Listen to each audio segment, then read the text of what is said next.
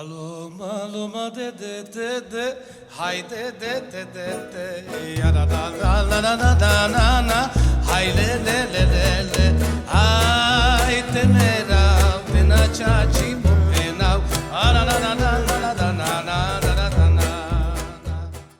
1994. január 30-án indult az oktatás a Gandhi Gimnáziumban, éppen 25 éve. Többféle céllal jött létre az intézmény. Az elvárások között természetesen ott volt, hogy az annyira hiányzó cigány-roma nemzetiségi oktatás Magyarországon el tudjon kezdődni, érettségihez jussanak a tanulók, és természetesen valóban egyfajta kulturális szellemi központ is szeretett volna lenni a Gandhi Gimnázium.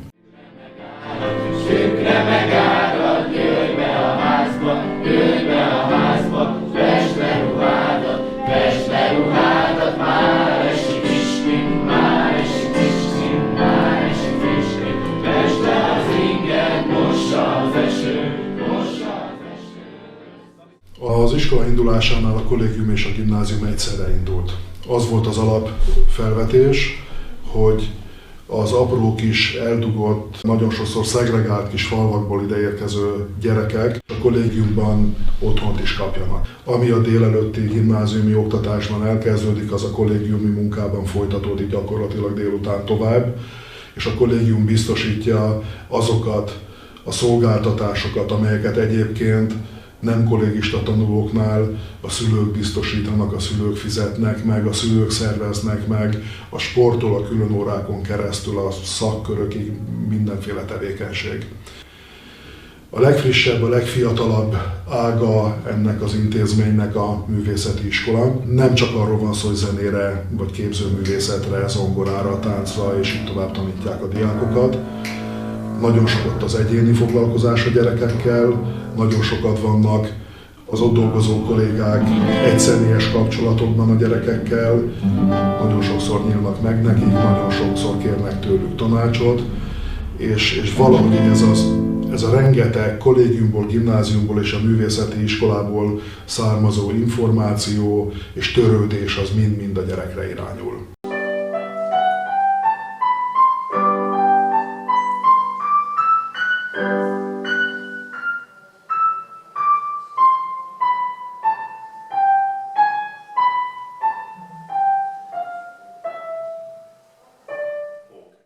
Maga a beiskolázási folyamat az nálunk egy sokkal hosszabb folyamat, mint valószínűleg máshol. Kollégák indulnak el, akiknek csak az a dolga, hogy bejárva az általunk ismert és a velünk kapcsolatban lévő iskolákat keressék azokat a diákokat, akikről az intézmény úgy gondolja, hogy tehetséges, képes lehet arra, hogy gimnáziumot végezzen, esetleg az eddigi körülményei jobb eredményt, vagy magasabb fokú iskolát eddig nem tettek lehetővé a számára. Aki érdeklődik az intézmény után, egy hétvégére meghívjuk ide. Azt szeretnénk, ha meglátnák, megnéznék, hogy hova tudnak jutni, milyen körülmények fogadják őket, megismerjék az itteni pedagógusokat, mi is megismerjük őket. Felvételi vizsgát mi nem tartunk, az általános iskolai tanulmányi eredmények alapján döntünk arról, hogy a tanulót fel tudjuk-e venni vagy sem. Az előkészítő évfolyamnak gyakorlatilag az a lényege, hogy a nagyon eltérő tudás szinten rendelkező diákokat próbáljuk egy közel azonos szintre hozni az előkészítő évfolyam végére, hogy aztán hasonló esélyekkel kezdhessék el itt a tanulmányaikat 9-ben. Úgy kezdjük a tanévet az előkészítő évfolyamon, hogy osztályfőnök, nevelő és szociális munkás meglátogatja a családokat, mindenkit kivétel nélkül, és ez már egy nagyon jó alapot ad arra, hogy jó viszony alakuljon ki. Általában 7-8 órán van, aztán visszamegyünk a kollégiumba. Jó esetben egyből szilencium órákra tudunk menni, viszont van úgy, hogy órák után egyből vannak külön foglalkozásaink, mint például tánc, vagy külön angol óra, magyar, stb. Ha ezeknek vége, kezdődik a szilencium, ott tanulunk eredményeinktől függően, azután vacsorázunk, és van úgy, hogy vacsora után is vannak külön programjaink. Gondolok fejlesztőre, vagy érdeklődés szerint tánc. Igazából ennyi.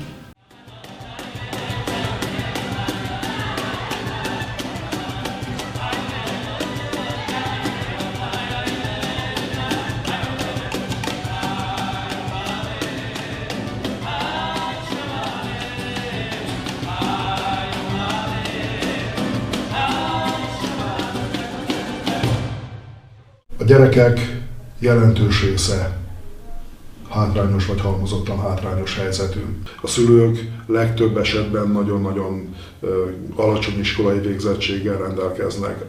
Az általános iskolai végzettség a jellemző. Túlnyomó részt falusi gyerekek, apró kis falvakból, Somogyból, Tolnából, Baranyából, nagyon sokszor zsákfalvakból, tehát olyan helyekről, ahol egyébként nem csak a származás, hanem a lakóhely is már eleve hátrányt jelent az ott lakók számára. A hátrányos helyzetű gyerekek kicsit máshogyan viselkednek. És velünk olyan kapcsolatot szoktak kialakítani, mint egy másik gimnáziumban, vagy másik általános iskolában nem igazán. Olyan dolgokat is ránk bíznak a gyerekek, titkaikat, magánéleti bánataikat, örömeiket. Ilyen kapcsolatban nincs egy osztályfőnök egy diákkal, egy általános hely, hiszen nincs rá szükség.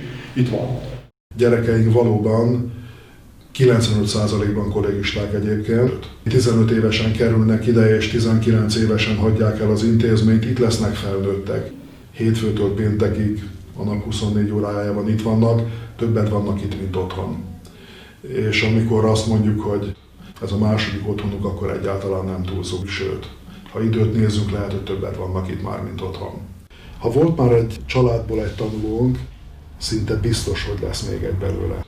Unokatestvér, öcsi megjelenik előbb-utóbb. Nem egyszer futottunk be abba, hogy nappali tagozaton itt tanul a fiatal fiú vagy lány, és a szülő, apuka vagy anyuka a felnőtt tagozaton tanul nálunk. Együtt utána leérettségiznek. Ezek urak, mindenre felkészítenek, és ahogy tudnak, mindenben segítenek. A tanárok kiválóak, mint emberek, hát ez igazából meg lehet leírni szavakkal. Nekünk nagyon sokat segítettek, mint emberként, mint diákként, mert hát nagyon sokat. Nekem nagyon-nagyon jó emlékeim vannak erről a suliról. Én azt mondom, hogy ha azt mondják, hogy kezdjük előre, én újra kezdtem simán. A végzős évfolyamon hozzávetőlegesen a diákok egynegyede jelentkezik egyetemre, főiskolára. Nagyon szép szám. Természetesen lehetne ez több, de mindig abból indulunk ki, hogy honnan kezdtük a gyerekekkel a munkát. Nagyon komoly eredménynek kell venni azt is, ha valaki az érettségi után olyan érettségre épülő szakképzésen vesz részt, amihez egyébként nem jutna hozzá az általános iskola után. Az ügyvéd, az nekem nagyon tetszik, azt szeretnék lenni. Szeretnék ortopédiai ápolónő lenni.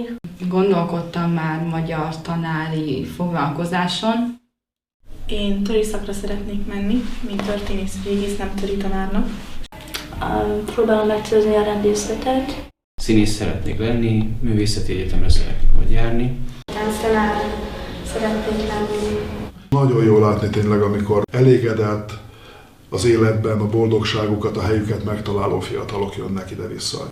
Amikor jön vissza a Facebookon az üzenet az iskolába, hogy itt van a kisfiam, és ő már nem hátrányos helyzetű, na akkor ezek azok az impulzusok, amelyek úgy mindig megerősítik az emberben azt a hitelt, hogy ezt kell csinálni.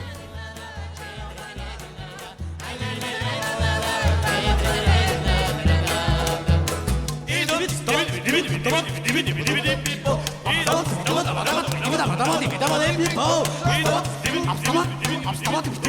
on.